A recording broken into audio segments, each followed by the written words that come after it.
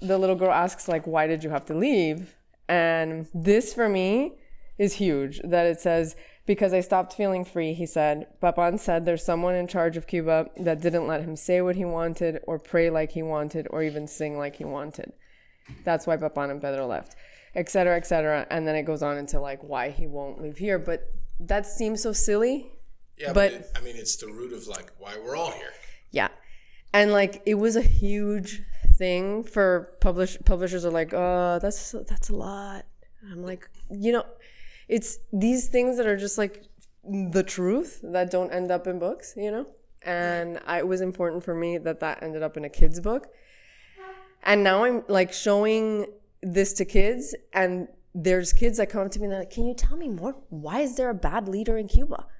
Because they're interested. And that to me is like, wow, this opens up a whole other conversation for kids and their parents and an understanding of an island that they might not, you know, otherwise hear what the mainstream narrative is telling them.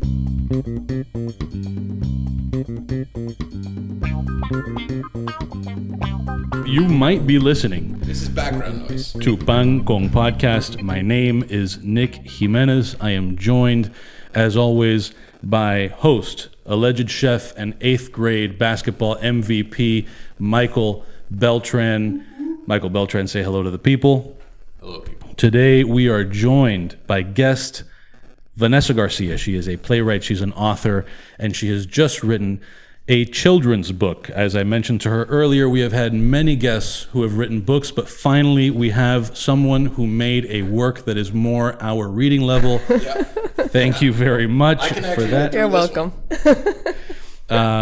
So that's where I step all the way out of the thing. And just to let people know that we're going to attempt to get 2 episodes out of this sit down. So the idea is that we'll talk about the book, but then we will record immediately afterward, but release like a week later. Maybe we'll reverse it if we end up getting to like really timely Cuba stuff. Okay. We'll see, because the book is also timely. It's a shit show. We might release them simultaneously. Who knows what's going to happen? But we'll do 1 episode book and 1 episode Cuba. All right. I'm out. That's it. Well, I mean, before you just say you're out, we usually do this thing. Thank you for being on this shit show of a podcast. I really appreciate it. Thank you for having me. It's a developed shit show now. It really is. And I love the cave. Yeah, the cave is nice. Yeah. Things have developed. But to refer back to like more of your story, you have graced us with your presence before, which was amazing. That's actually one of my favorite shows that we've ever done, because it was like 2 hours of that show that we never aired. Oh God, that was long. I do remember. Yeah. Nick may still have that on like a lost tape. I do. It was a whole conversation that you wanted to record about future plans. Right, which never actually happened. Which may actually happen one day, but have not happened yet. Right. And that was a great episode. So if you want to refer back to like more story about how this all got here, what episode number is it, Nick? He doesn't know. Searching. I know. Beep, boop, There's beep, a little beep, pinwheel. What's the AOL sound? That would be so good. Oh man, it's too fast. Yeah, and there's a whole like yeah. thing in the back. That's so good. Insert sound for AOL Messenger. Loading now. This would have been 18? 18? It must have been 18. Okay. 18 or early 19. How insane. Right? What? A lot of things have happened. 21? 18. No. That's no way. insane. Yeah, I think it had to be. Shit. There.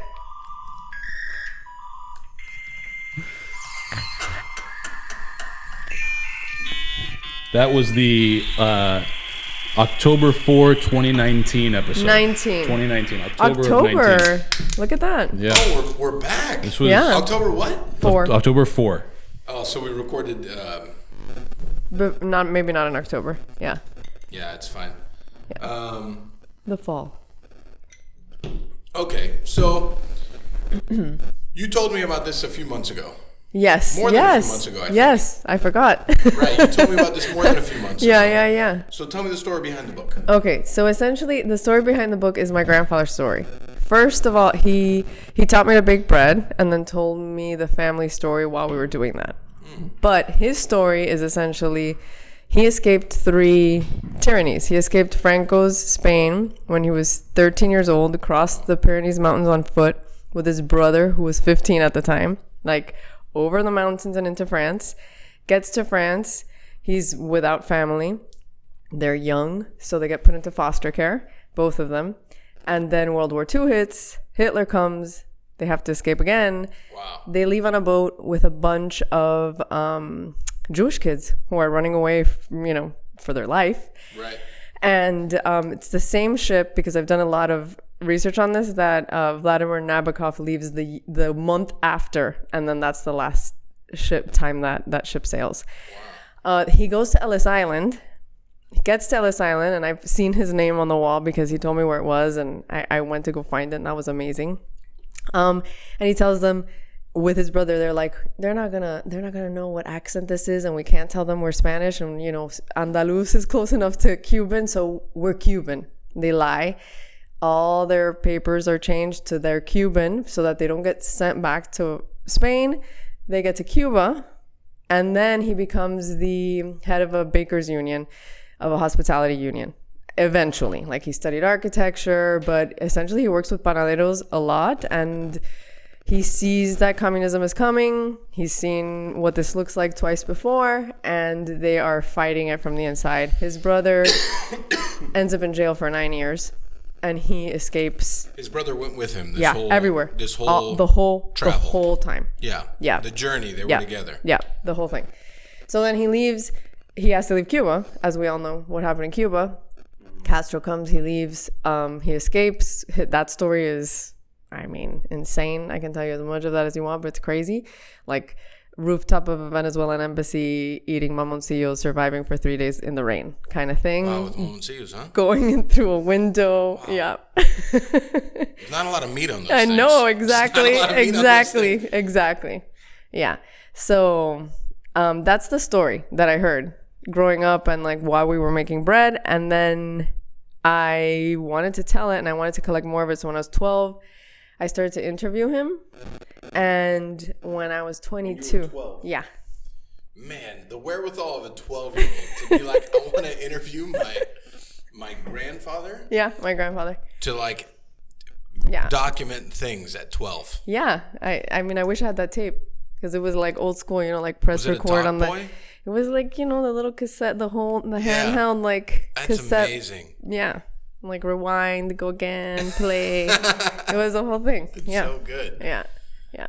And then when I was 22, I was like, okay, I saved some money. I just graduated from college. I'm going to go backpacking in Spain, because that's where, I have family. I'm going to see them, the whole thing. And he goes, I'm going to go with you. He's 80 years old, and he goes backpacking around Europe with me. Wow. He's 80. 80. Yep.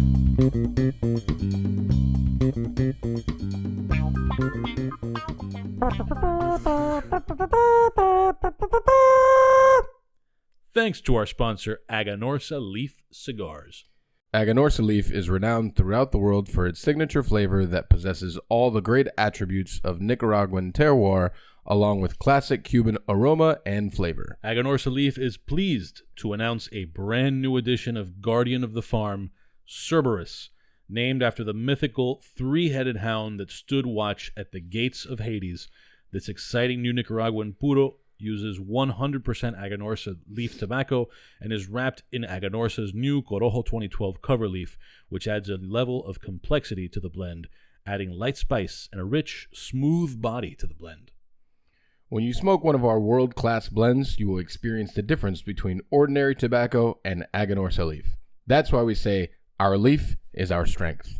Learn more about Aganorsa leaf and use their store locator, and find a cigar shop near you that carries their products at www.aganorsaleaf.com. The two of us smoke Aganorsa leaf cigars often. We also offer them to a lot of our guests, like, for example, Dave Arvello, who every time I post a picture of a Cerberus mentions to me in my DMs or in a text how cool the band is, which it actually is a pretty slick-looking band.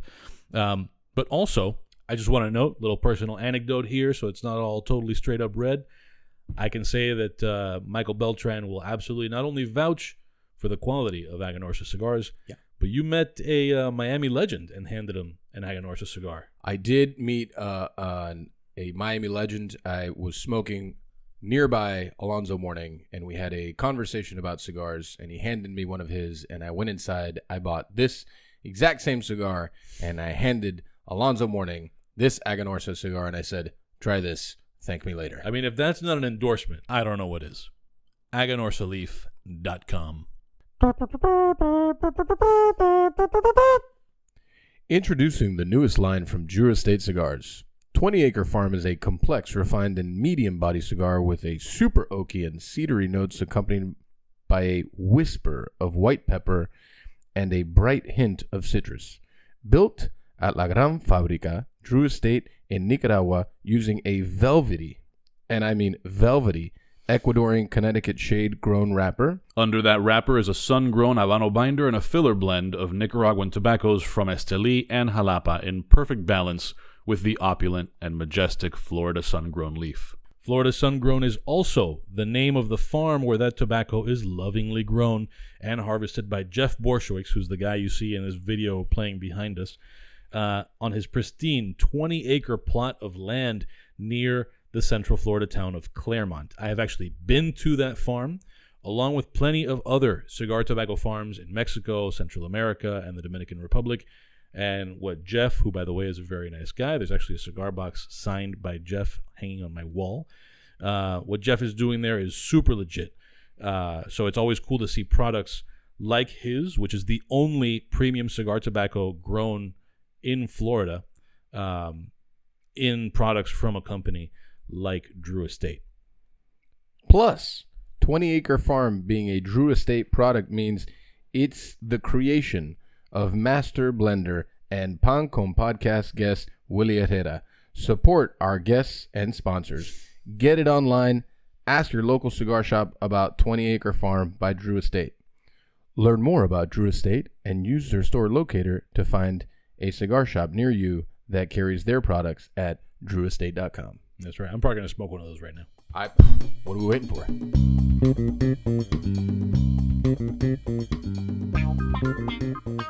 He's 80 and I'm 22 at that time. And we like hit all the spots that he had been telling me about, you know? And we see Pedro, his brother, and everything.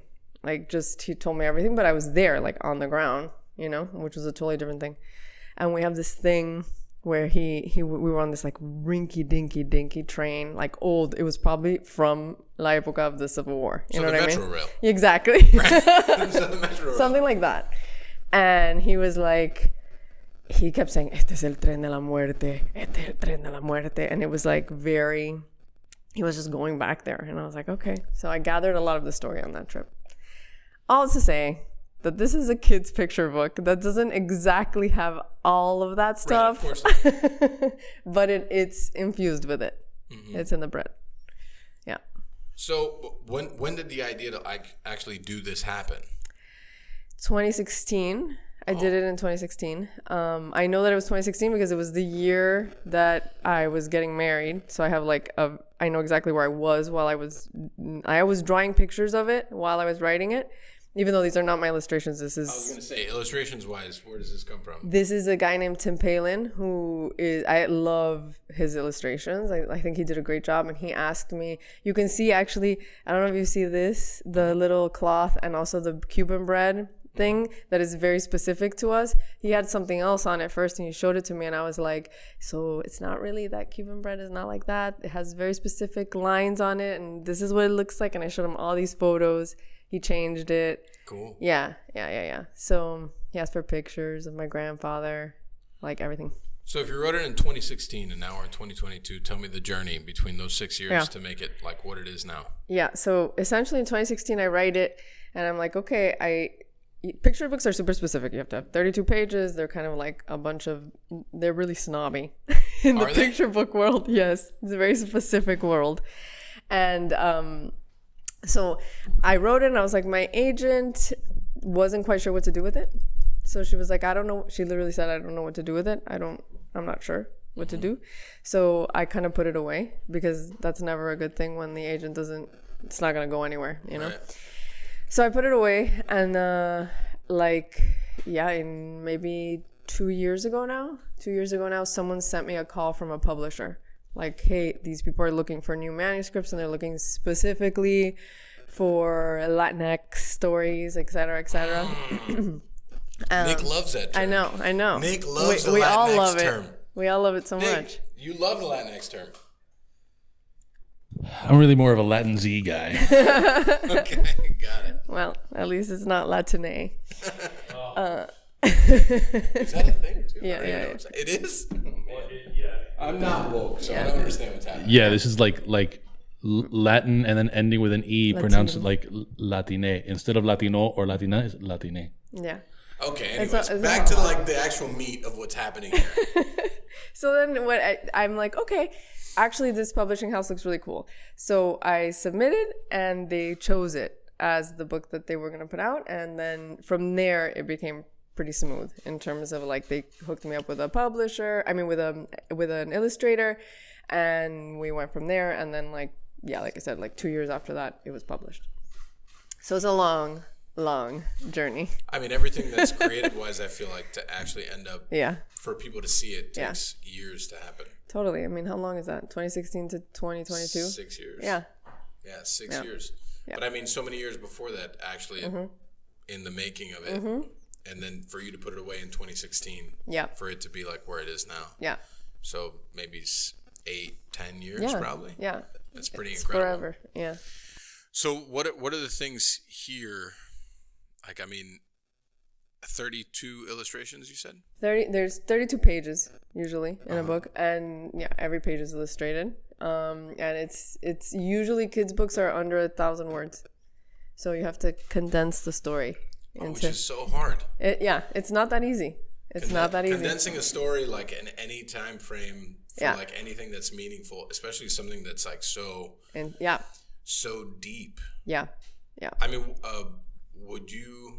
Obviously, I know this is a kid's book. Wouldn't this story have legs as like an actual? For sure. Yeah. So I mean, like I have the first draft of a screenplay, of my grandfather's story, and man, that would be beautiful. Yeah. I'm like waiting for. I can just like smell a room full of like bread and like things that are happening and like momentos and things and all the stories. Yeah.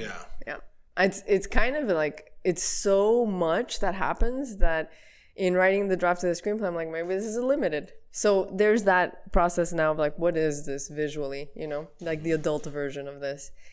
And if I were going to write this as a book, like for adults, I would do the backpacking trip.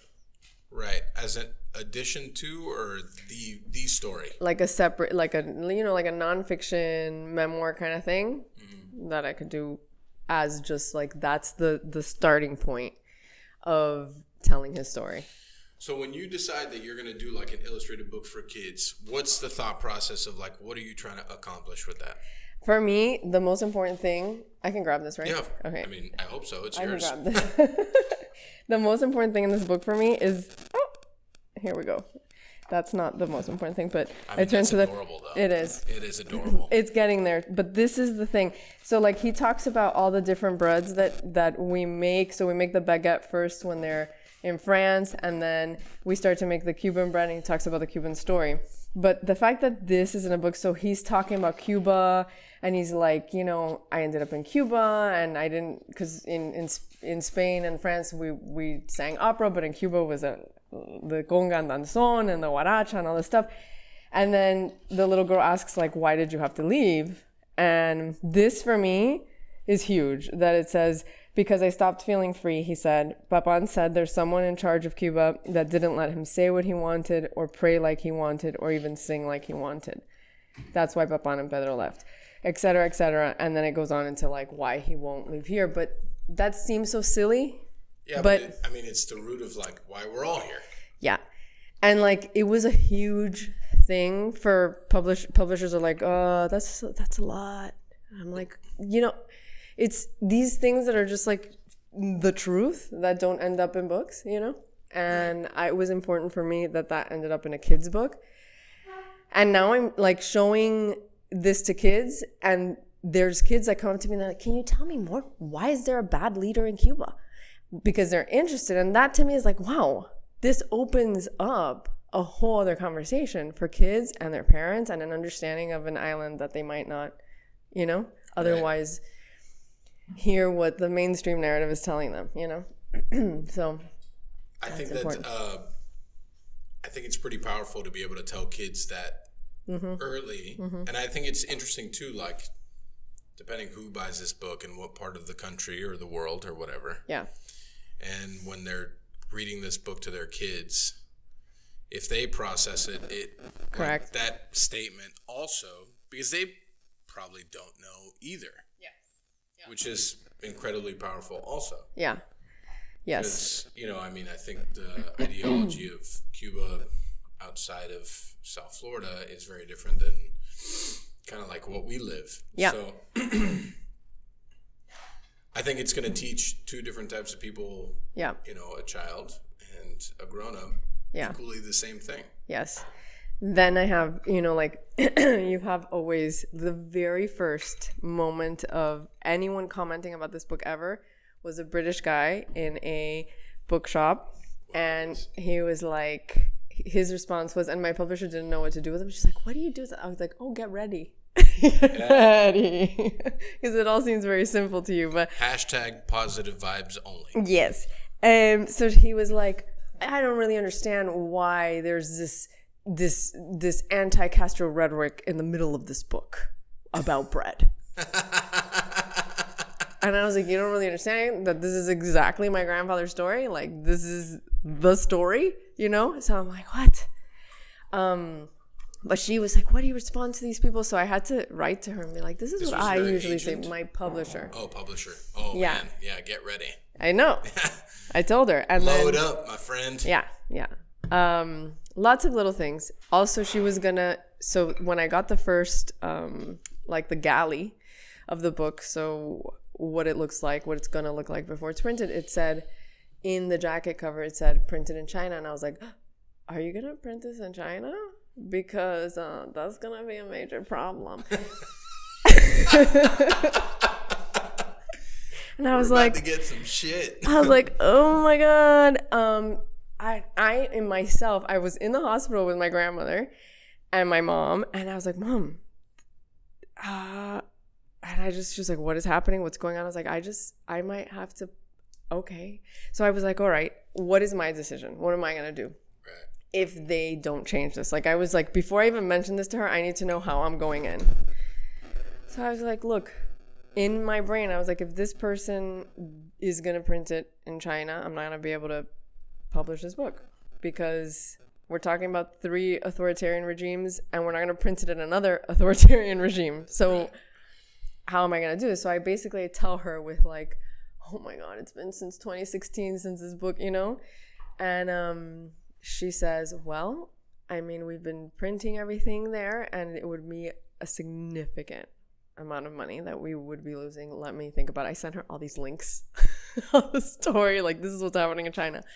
And she comes back and she's like, I completely understand. And we're going to print it in the US. And I think it changed her model because the other ones are getting printed in the US too.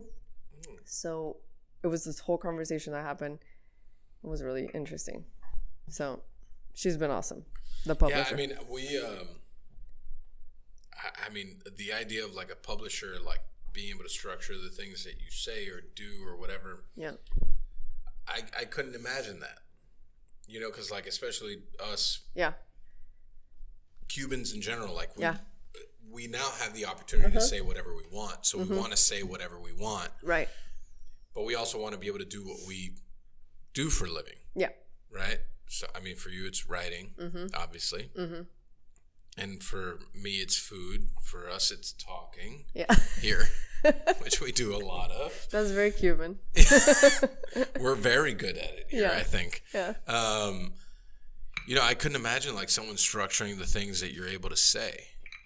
Like structuring, like a publisher being able to, like, you can't say this. Oh, but she's been completely like, you can do. She's been completely open. The thing that I didn't want her to do is print the whole book in China. You know, so because it would have been very difficult to face anyone and say, I'm writing a book about Right, and still take their money. Exactly, and still be printed in a place where there's censorship on a daily basis, you know? Right. So, but she completely was great about it. Like, she was awesome, which is not for all publishers. No. No. I couldn't imagine that's the case. Yeah. Is this already like live? Mm-hmm. This is live and in effect? Yes. This is up and running. This is up and running. I'll note that I bought this copy and another one at Books and Books. Oh, I love that. But I'm sure there are other places. Is it on Amazon? So it's it's at Books and Books. Anywhere you buy books, just as anywhere you listen to podcasts, anywhere you buy your books, you can buy this book. But if you're in Miami, Books and Books is great. They've been amazing, super supportive. I'm gonna be at the book fair, and Amazon, of course, has it. And We'll probably put like an Amazon affiliate link so we can get our dirty little podcast pause amazing on that. Also because Amazon reviews, if you like it, review it on Amazon. Yeah, review that thing. Please. Yeah, reviews are a thing. They are. Yeah. It's an interesting place to be in. Yeah. So, now that you've done one, do you plan to do more or no? I think so. Yeah? Yeah, I think so. I mean, I kind of fell into kids writing, you know? Like, I write for adults all the time. Like, that's, what I was doing forever. And then somehow started writing for kids and ended up, like, writing for Sesame Street and, kids shows and stuff. And so that led into having a voice for this thing. And I feel like it's important. And now I have kids and, like, they pick it up and they're like, Papan. I love that. They know, That's and adorable. they look in the back and my son is like, Mommy, this is you, but this is not Papi, the illustrator. Because there's a picture of the illustrator in the back. And I'm like, no, it is not Papi. That's not Papi. Everyone I stand next to is not Papi. But it's so funny because he looked at it for a while and he was like, is it? I'm like, no, it's not. No. Like at all. No, definitely not. They're very cute. And you read these to your kids? Yeah. And they love it. Oh, yeah? They come to me with it and they ask me to read it. And it's really cute. That's it's amazing. Very cute. Yeah. And my daughter picks it up, looks at it. They get very excited about the picture, like seeing the picture, Well, I mean, the illustrations are great. They also are. Yeah. I mean, I could imagine that they will grow up to have like more of a connection with this. Yeah. So it's probably incredibly meaningful. Yeah. So you plan to do more? Yeah. I mean, I hope to do a few of them. I have a few ideas in my brain for the kids. Connected to what? The next ones are not Cuba related. I think they're more like I was a super, super anxious kid. Like super stressful. I'm an anxious adult. Exactly. So I get it. We need ways to relax. So I'm working something around that. Like, how do you get a kid to relax, when they're like a worrywart? Yeah. I couldn't tell you the answer to that. I don't have any kids, so I don't even know where to start with that. I know. Well, my mom made up, like, she would sing me a relax song. So I'm thinking, like, literally a relax song. So I'm thinking I'm working something around that. Yeah, so that's one idea. There's a couple. So after 2016, when did you see like the first draft of illustrations and like this put together? Last year. No way. Mm-hmm. Wow, 2021. Yeah. That's like incredible. Yeah, it's long. What was the thoughts, feelings of everything, like seeing this, which is such an elongated story, but just like compressed to 32 pages? Yeah.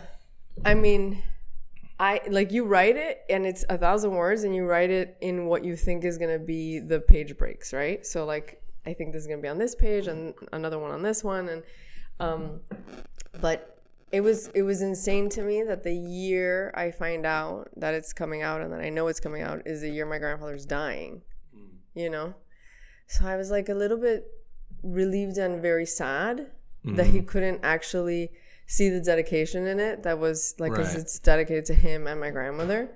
And then my grandmother completely broke and has dementia now. And she's like, sometimes she holds it and she's like, oh my God, we're there. And then she'll like have it in her hands forever. And then of course she'll forget, but it'll come back.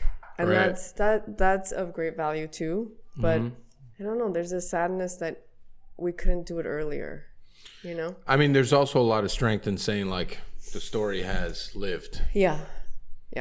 Which is, I mean, from the Cuban story, I mean, that's pretty much everything, right? Like, everything we do is, like, keeping the story alive. Yeah. Which means a ton also. I just think it's, I don't know. I mean, it's pretty powerful to have that kind of story. I mean, now it's in pages. It lives forever. Yeah. Ideally. You know, it lives forever. So I think that that's very cool. And you said the next ones you have in your brain are not Cuba related. The kids ones, probably not. Anxious related. Anxiety which maybe is Cuba related. Yeah. Well, that's rooted. That's a different. That's you could visit the second part of this episode for all the anxiety Cuba related. Where it comes from. Where do you become this anxious child? Oh man, there's a lot involved into that. Yeah. I don't know. Me not being involved with it, I'm super proud to see it on pages and to see like a story elongated for kids to read, and even just like the 2 pages that you read, like that's powerful stuff. Yeah.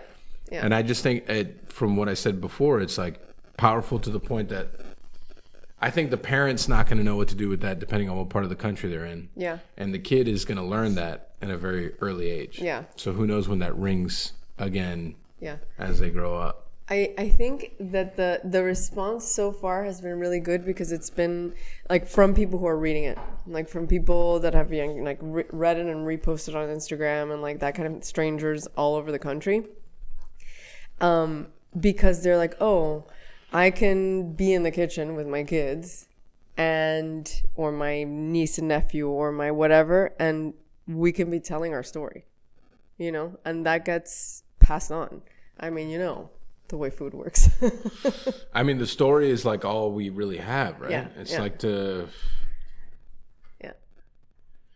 I think that the stories that we tell now, the stronger we are and the more we are like persistent about them and how we tell them and like putting them on pages, whatever kind of page it is incredibly important. You know, whether it's food or if it's actually like words or illustrations on a page, it's like, I mean, I don't know. I find no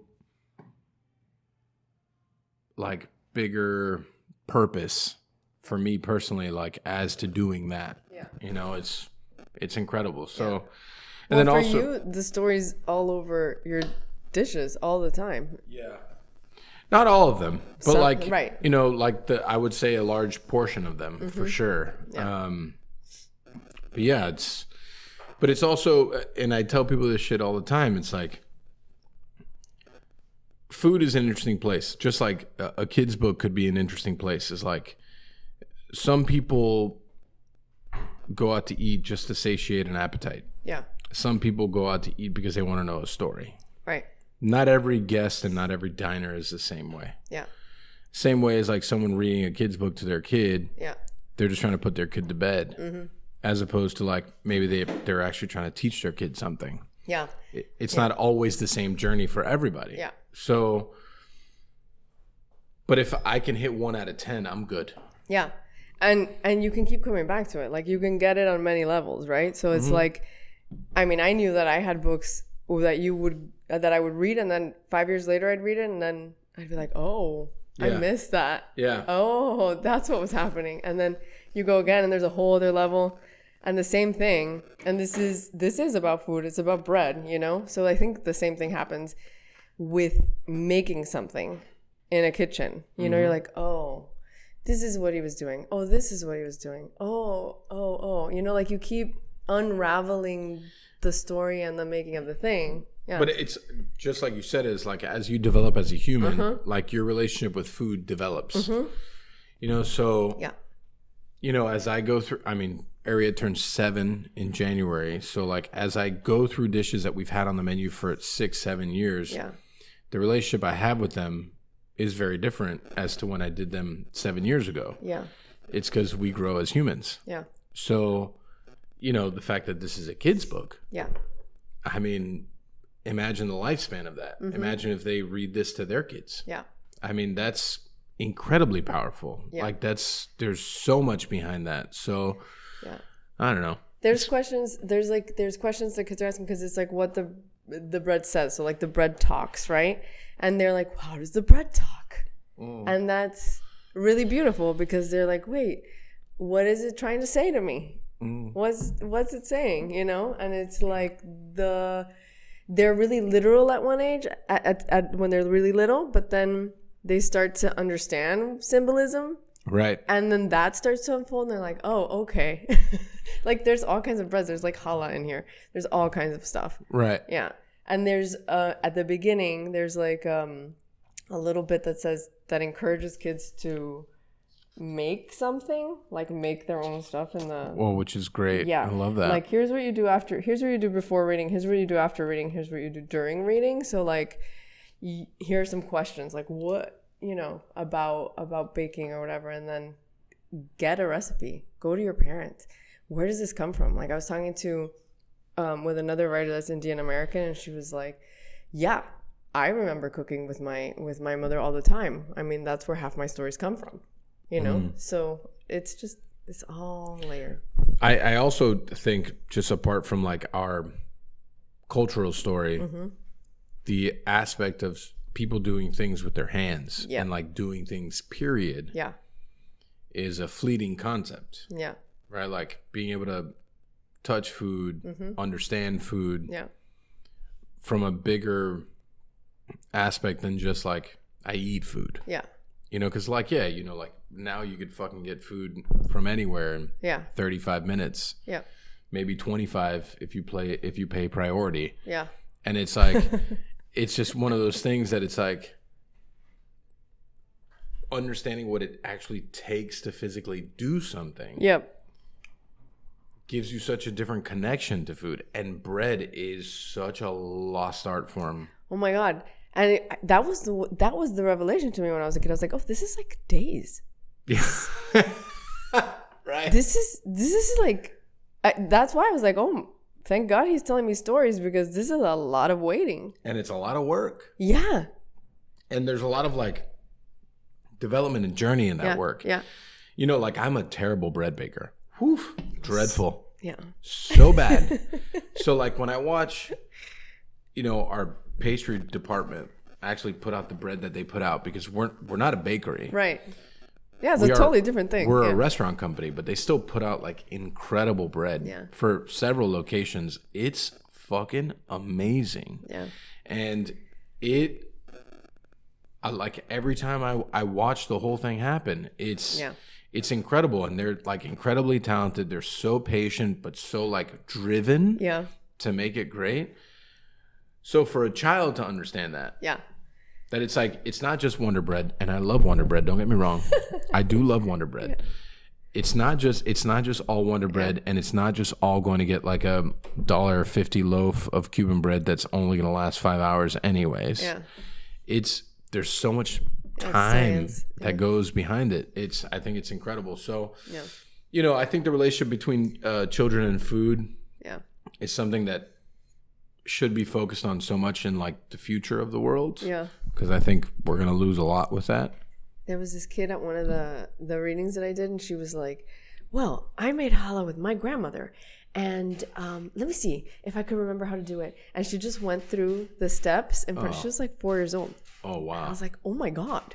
She remembered everything. And then she said something that I hadn't heard, and I was like, oh, maybe I'm going to look this up, which is that they put it out in the sun at some point. And I was like, oh, I wonder if that's just something in her family, or if it's part of a tradition, or what that is. But now I have to look it up. And like this little kid, you know, just made that with her grandmother, and now set it in this classroom, and now I have it. Right. You know? That's awesome. But it's so interesting too that food is so focused on like tradition and family. Yeah. That everyone does things differently. Yeah. Like just totally off subject. I mean, do you put raisins in your spaghetti or no? Yes.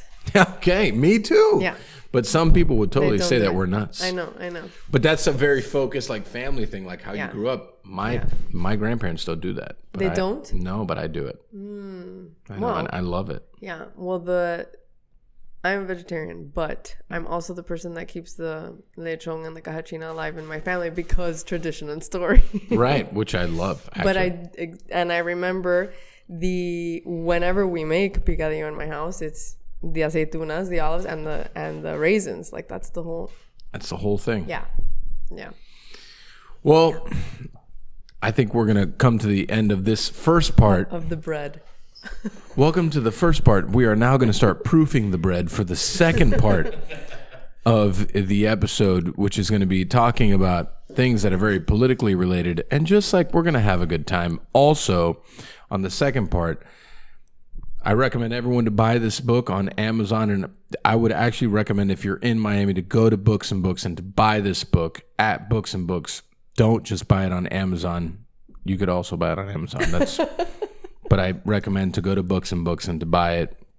Go to Books and Books, buy it there, walk across the street, go to Chugs and buy a coffee. But anyways, that's a different thing. If you cannot get to Books and Books for whatever reason, it's dademag.com, and there will be an Amazon link there. If you have to give Amazon some of your money, also send some of your money our way. Go through there. $1 a month for Patreon. Just in the interest of, since some people might just hear this episode and not the next one, let's do. We'll save parting recommendations. Sure. But shameless plugs. Tell people all the things that they might need to know to find you and your book and all the things. Okay. So all the things. You can find me on Instagram. That's where I post all the events that are coming at Vanessa García Writer. And you can get the book on Amazon. I would say leave reviews on Amazon or Goodreads because it tells people that these books matter. Yeah. Good stuff. Michael Beltran. All the things. All the things. Insert song here. All the things. All the things. I still got to recommend all my shit. I mean, we've done this 80 times already. It's whatever. Yeah, all the things. All the things. No, but who knows? Maybe people are coming here for the first time. But you know what? Fuck you. All the things. All the things. At this point, just all the things. Are all the things Bangkong Podcast on all the social media things, dademag.com/Bangkong Podcast, patreon.com/dademag. Give us all of your money there. All of it. Except for the money that you spend on what the bread says. Yep. And that's it. Stay tuned for the next episode, which will also be with Vanessa Garcia that we are about to record. And that is all Cuba stuff.